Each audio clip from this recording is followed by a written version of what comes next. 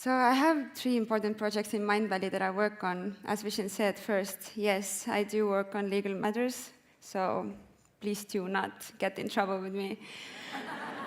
And second, I help to create and bring these transformational events such as this one to beautiful people like you guys. And I'm so excited about the things that I'm able to work on today and the projects that I'm involved in at Mindvalley. But you see, it wasn't always the case that I was very excited about my life and what I did. About 6 years ago, I was in a place in my life that I like to compare with the situation in a shoe store. So imagine stepping into the store and you immediately see a pair of most perfect shoes, your dream shoes, and you know that these will be mine. You ask to try them on, but they don't have your size. But you try them on anyways, because they're your dream shoes. So you put on the shoes, and it's tight, and actually it hurts. But you just keep telling yourself that it's okay, I'll make it work. I will get used to the pain when I just walk more in these shoes. You continue walking, and the pain gets worse with every step you take, until it gets so bad that you have to stop because the blister pops and you just have to take off the shoes. This is exactly how I felt when I was doing what I thought was my dream career, working as a lawyer. I thought that I loved it, and I had invested so much energy, love, and time in it, and I was really eager about it at first. But after 3 years,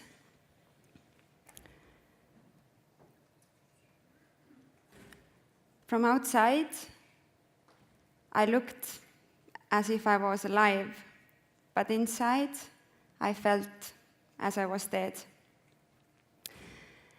And this ended up being the darkest year of my life, with constant criticism towards myself, questioning myself, doubting myself, being angry at myself. And this is when I also realized that it's not the first time in my life when I'm actually wearing the shoes that definitely don't fit me. I realized that in my past, in my childhood, I hadn't even chosen the pair of shoes for myself, but I decided to try to fit in someone else's. I have an older sister who's the most gorgeous, talented human being I have met, and I've always been the biggest fan of her. And what does the biggest fan do? Becomes a stalker. So did I follow my role model everywhere, also when she started going to ballroom dancing classes. And maybe it was because I was the most committed fan, maybe not. But I ended up loving dancing so much that it became the essence of my life. But this love turned out to be unconditionally blind. Because I allowed the dance instructor to beat me for 8 years.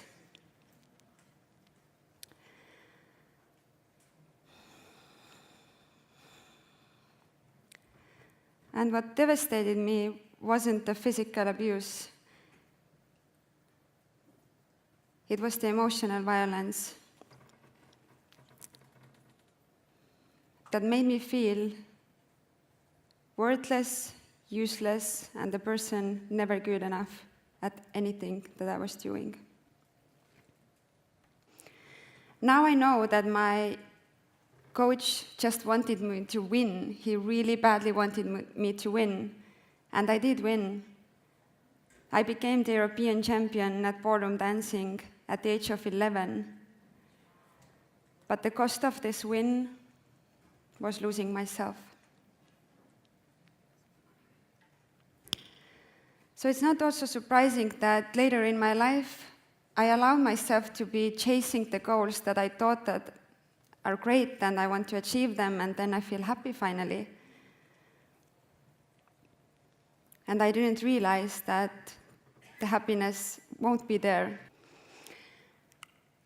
And in this very dark year of my life, my mom, being a mom, decided to turn her rescuer mode full on, so she came up with all these different ideas how to make me feel better, how to fix me. She gifted me several books, thinking that this will give me some ideas that I would find useful. The first book being called The Secret.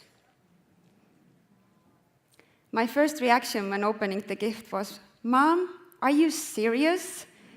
This woo-woo self-help book is now supposed to heal me?"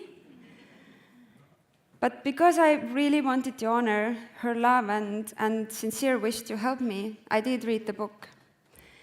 And with every page I read, I got to learn more about myself. I got to see possibilities for myself. And I got to realize that I don't have to stay where I was. So I jumped deep into the personal growth journey. I ended up quitting my dream job, leaving everything safe and familiar behind to move to the other side of the world and to join a company whose values I found to be aligned with the person I truly was. And this led me here, to you guys, to being able to bring these events to you that I know change lives of most of you. And when I first opened the book, The Secret, 6 years ago, I never even imagined that it would be possible to stand where I stand today.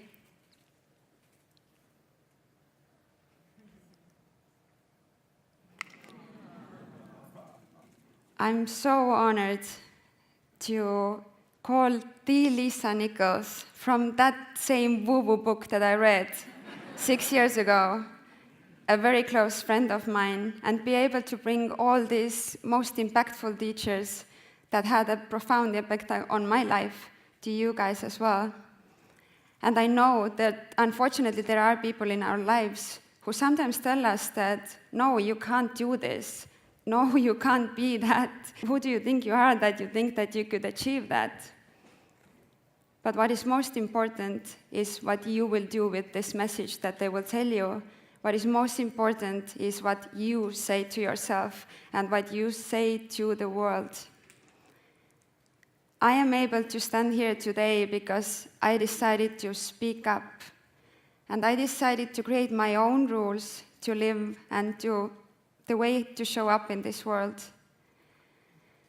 So I want to end my talk by just asking you, please, always, choose the pair of shoes that most perfectly fits you to be able to walk your path of endless possibilities. Thank you so much.